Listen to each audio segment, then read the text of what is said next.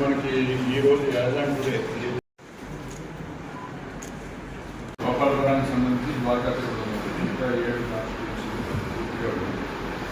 దీంట్లో టోటల్గా 153 మంది జిఆర్ఓ స్టాఫ్స్ ఉన్నాయి. దాంట్లో జిఆర్ఓ స్టాఫ్స్ కూడా అలాగే 16 బారెన్ రెస్టారెంట్ టీడీ షాప్ అంటే జిఆర్ఓ షాపుల్లో ఈ రోజు వరకు మనకి 81,004 ప్రకాశం జిల్లాలో ఎలా డిటెక్ట్ అయిందంటే ఈ జిఆర్ఓ షాప్లో ఉన్నటువంటి స్టాక్ అంతా కూడా ఆ క్యాండిడేట్స్ స్టోరేజ్ పాయింట్కి తీసుకెళ్తారు.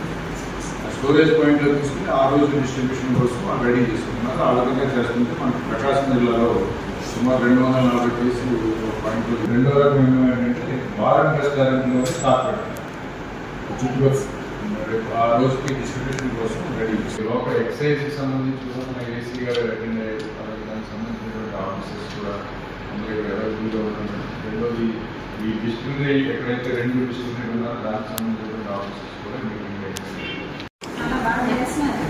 బట్ నా రిక్వెస్ట్ ఏంటంటే ఎలక్షన్స్ ఇంకా ఆల్మోస్ట్ ఓన్లీ 15 days ఉంది కాబట్టి ఐ రిక్వెస్ట్ కొంచెం ఇంటెన్సిఫై చేయండి.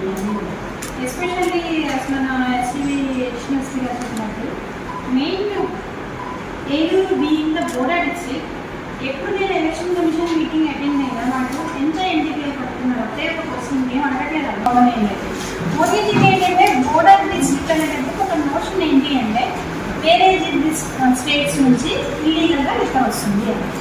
సో దానికి మనం ఎంత పడుతున్నాం?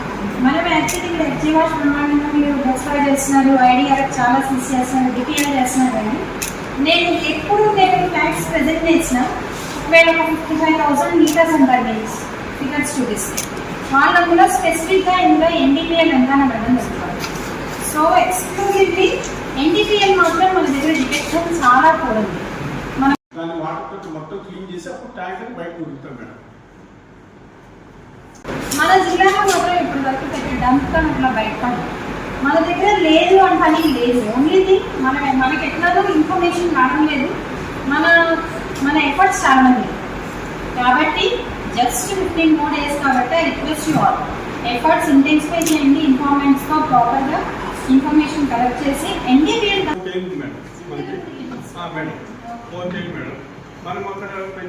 ఆ ఎన్డీపీఎల్ డంప్ని పట్టుకోవాల్సిందిగా కోరుతున్నాను. అలాగే డిపిఐ కూడా మనం ఏదో కొంచెం పట్టుకుంటున్నాం కానీ పెద్ద మొత్తంలో పట్టుకోవడం లేదు. ఎలక్షన్లు అనేటప్పటికీ పెద్ద మొత్తంలో లిక్కర్ ఇన్ఫ్లుయెన్స్ ఖచ్చితంగా ఉంటుంది.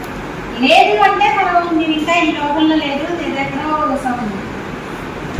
ఫిక్షనరీ ఇమాజినరీ వరల్డ్లో ఉన్నారు. నాకు ఇన్ఫ్లుయెన్స్ లిక్కర్ ఇన్ఫ్లుయెన్స్ లేని ఎలక్షన్ ఉంది అంటే అది 100%.